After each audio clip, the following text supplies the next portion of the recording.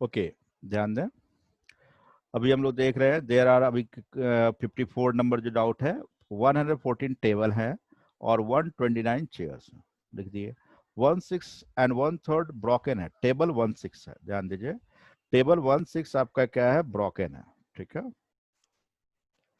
तो 1/6 अगर ब्रोकन है तो बाकी 5/6 क्या होगा, सही कंडीशन में होगा।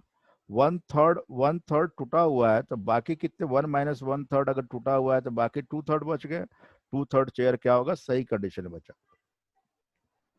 सही वाले ही क्यों निकाले, क्योंकि टाइम बच गया। अब 1/6 निकाल के फिर 140 जब माइनस करते तब सही वाले बच जाते। 1/3 129 का 1/3 निकालने के बाद 129 माइनस कर देते तो 3 गुना ज्यादा समय लग रहा है। ठीक है, और आगे क्वेश्चन में कह रहा है इसलिए ऐसा किया 2/3 निकाले क्योंकि then calculate number of worker which has required 1 table and 1 chair.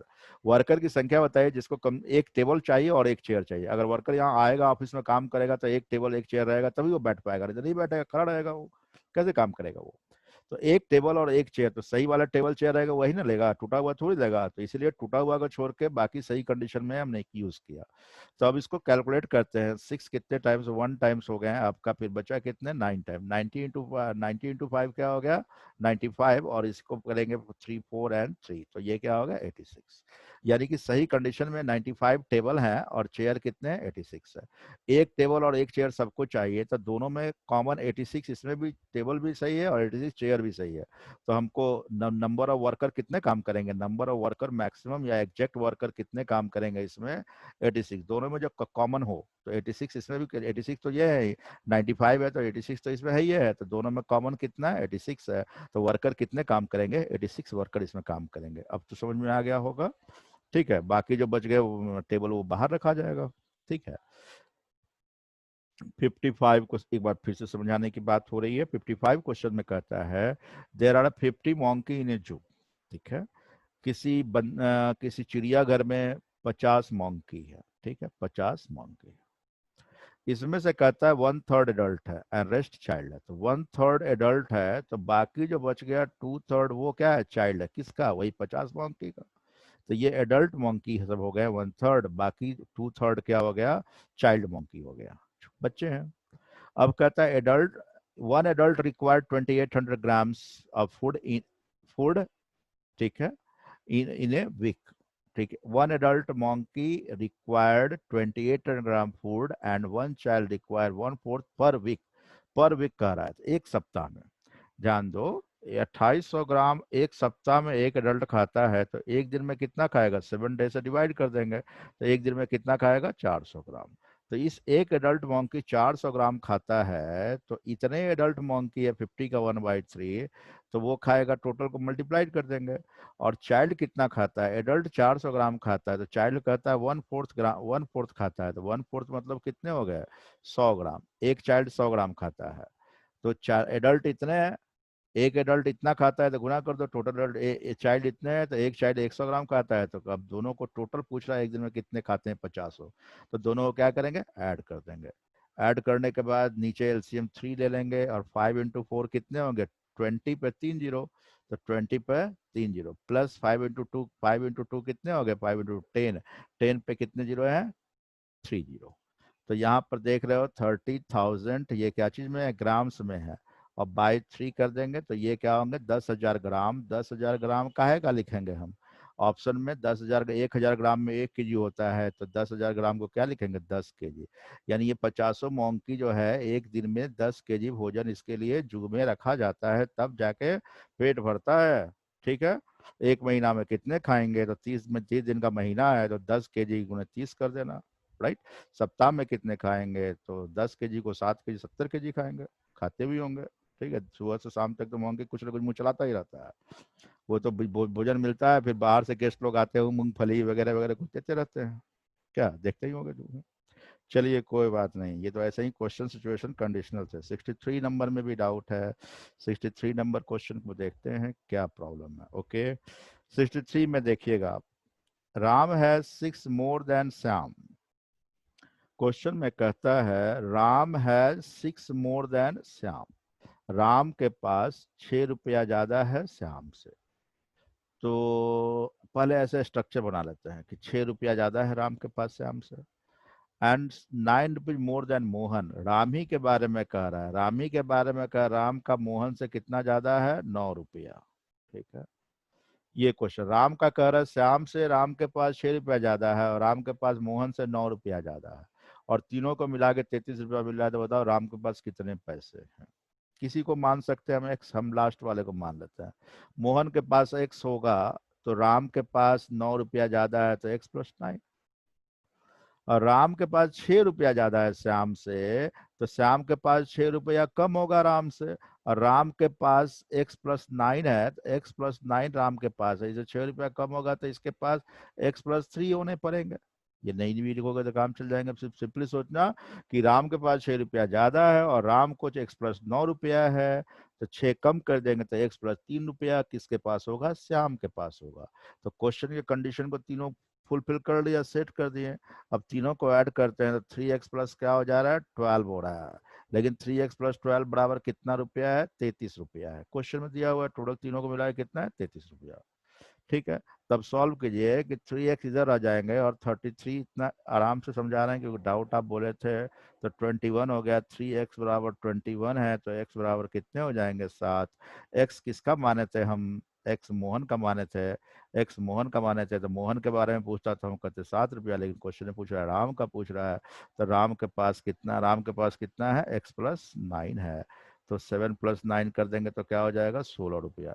यानी राम के पास कितने रुपए हैं, 33 रुपया में 16 रुपया राम के पास है। अब तो समझ में बात आ गए होंगे। फिर आगे देखिए, आपका जस्ट नेक्स्ट क्वेश्चन है 64। 64 नंबर क्वेश्चन में कहता है teacher want to stand his all student in a row and column. Okay, मतलब एक टीचर चाहता है कि मेरे पास कितना विद्यार्थी है जी, कितने विद्यार्थी आज आए हैं। तो कह रहा है कि 1521 विद्यार्थी सर आज आए हैं। चलो हम लोग ग्राउंड में चलते हैं, सब लोग आज खड़े होंगे, कुछ बात करेंगे हम लोग। 1521 विद्यार्थी चलो ग्राउंड में, वो चाहता है कि रो एंड कॉलम्स में खड़ा करें। ठीक है, तो ये टीचर है, मैथमेटिक्स का टीचर है, सोचा प्लान करो तुरंत 2 मिनट में 5 मिनट में लड़के सब एक साथ खड़े हो जाए। नहीं तो कैसे खड़ा होगा, एक लाइन में 10 होगा, एक लाइन में 15 होगा, कितने लाइन में क्या बनाएंगे। तो ऑर्डर देता है कि एक लाइन में मैक्सिमम कितने स्टूडेंट रहेंगे। तो वो सोचता है रो एंड कॉलम बनाना है, तो एन रो मान लिया और एन कॉलम मान लिया, तो एन इंटू एन स्टूडेंट हो गए। N square is equal to 1500 क्या है, 21। तो स्क्वायर हटाएंगे, रूट अंडर कर देंगे 39। तो कहेगा चलो यहाँ यहाँ सब लोग खड़ा होगा, ये एक के बाद 39 स्टूडेंट इसमें आएगा। अगला स्टूडेंट अब 40 वाले उसमें नहीं आएंगे, फिर एक स्टूडेंट यहाँ आएंगे, अगले में 39 आएंगे, अगले में 39 आएंगे, अगले में 39। यानी 39, 1 2 3 से लेकर 39 तक रो बना दिया। कहा कि एक एक रो में 39 स्टूडेंट खड़े होंगे, तो बड़ा सिस्टमेटिकली सब खड़े हो जाएंगे। तो 39 रो बन गए, 39 रो बन गए, 39 क्या हो गया आपका, कॉलम्स या रो बन गए। एक रो में 39 स्टूडेंट, दूसरा और हर एक 39 कॉलम बनाया, और हर एक रो में क्या हुआ, 39 स्टूडेंट खड़े हो गए। टोटल 1521 खड़े हो जाएंगे। बात समझ गए ना।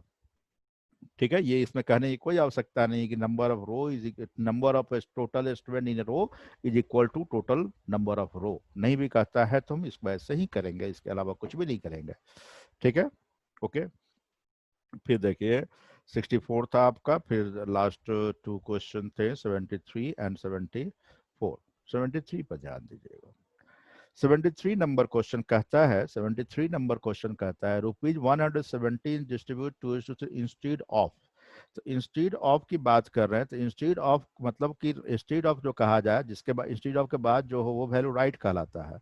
सचमुच में करने थे हमको राइट, क्या करना था, राइट में हमको डिस्ट्रीब्यूट ये पैसे को करने थे 117 रुपया को 1/2:1/3:1/4 के रेशियो में करना था। तो इन तीनों का एलसीएम ले लेंगे, फ्रैक्शन में है तो इसका एलसीएम लेके हम सबको मल्टीप्लाई कर देते हैं। एलसीएम 12 आ रहा है, तो ये क्या हो गया, 6:4:4 क्या हो गया, 3। सबको 12 से मल्टीप्लाइड कर देंगे, तो ये 6:4 क्या हो जाएंगे, 3। ये किस रेशियो में देना था, कितने रुपया को देना था, 117 रुपया को देना था। तो ऑल का सम करते हैं, सबको सम करते हैं, तो ये क्या हो रहा है, 13 हो रहा है। 13 बराबर 117 है, तो 1 इज इक्वल टू क्या हो गया, 9। यानी कि 1 इज इक्वल टू 9 राइट में मिलना, राइट में क्या मिलना था आपको, ए को पहले वालों को मिलना था कितने, तो 6 इंटू 9 हो जाएंगे 54।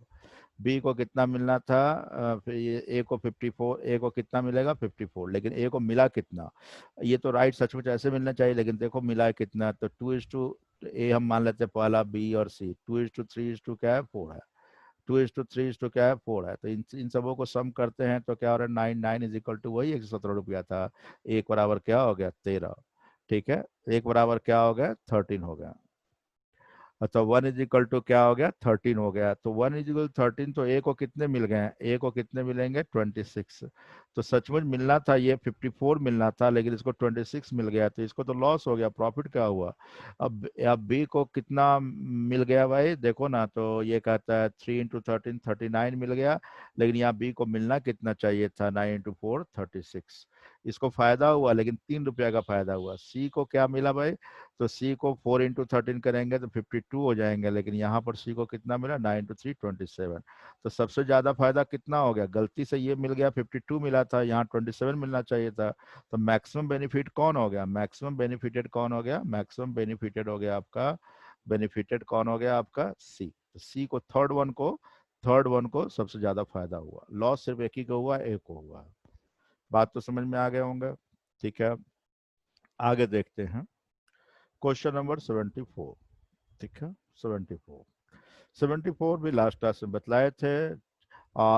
इतने रुपीस को डिस्ट्रीब्यूट करना है ए बी सी में, और किस प्रकार डिस्ट्रीब्यूट करने हैं, जिसमें कहता है कि B gets 1/2 of A and C, A और सी को हम क्रॉस करके इधर ले आते हैं, तो ए और सी इधर आ जाएगा क्रॉस होकर, क्या, तो ए से इधर आ गया, तब यहाँ है नहीं, तो ए यहाँ है, बी यहाँ है, सी यहाँ है, तीनों का सम करने के लिए 1:2 के रेशियो में है, तो 1 + 2 को सम करते हैं तो 3 हो जा रहा है, 3 तीनों को मिलाकर कितना का रुपया का रहा है इतने, तो 3 = 56250 है, तो 3 से अगर डिवाइड करते हैं तो 1 = 18750 हो जाता है। 1 रेशियो किसका है, बी का है, तो यानी कि ये बी का हिस्सा तुरंत निकल गया कि कितना 18,750 है, लेकिन अभी ए का पूछते तो नहीं निकाल पाते हैं, क्योंकि ए और सी मिला के 2 है, ए और सी मिलकर कितने हैं 2 के रेशियो में है।